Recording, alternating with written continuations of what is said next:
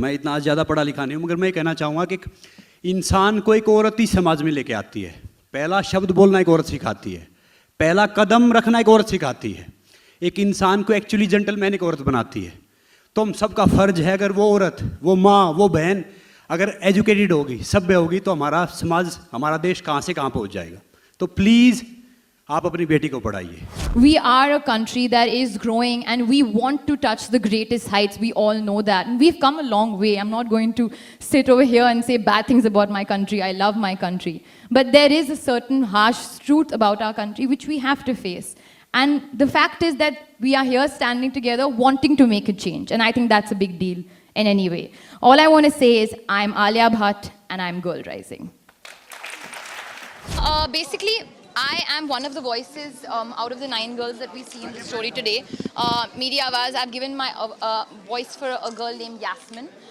Many stories in the world which one must have heard of as Yasmin, of course, as many of the other girls in the story. Actually highway का वो जो cause हम actually promote कर रहे थे या बात करने की कोशिश कर रहे थे was how sometimes physical abuse happens in your own home, और ये एक एक्चुअली हार्श रियलिटी है. We don't want to face it, but होता है. That was something that was very very deeply disturbing for me, क्योंकि मुझे वो character play करने का मौका मिला. And to just understand what a girl might go through in her own house is something that's really really disappointing and very very shocking. और मुझे actually खुशी है कि मैंने वो फिल्म की, not only for of course various other reasons, but ये क्योंकि बहुत सारी लड़कियां ने वो फिल्म देखने के बाद I think spoke to me and said that after watching the film we opened up, we spoke about our incidents and experiences. So even with Girl Rising today, हम basically कोशिश कर रहे हैं कि awareness बढ़ाए. It is a global social cause. वो पढ़ेगी वो उड़ेगी. हम चाहते हैं कि लड़कियाँ उड़े, obviously in the right direction और with the right spirit and with the right heart. और ये सब तभी हो सकता है जब हमारी country, the people in our country are more aware कि लड़कियों को भी पढ़ना चाहिए. Logically देखोगे, if say I'll give you a rough idea, if 50 are men and 50 are women, if only the men are studying and the women aren't studying, what are the odds? आपको क्या मिल रहा है, फ्रूट क्या मिल रहा है उससे? It's just almost said जो औरत होती है, women होती है, उनकी इंस्टिंक्ट बहुत ही अच्छी होती है, माँ का जो इंस्टिंक्ट हम लोग कहते हैं.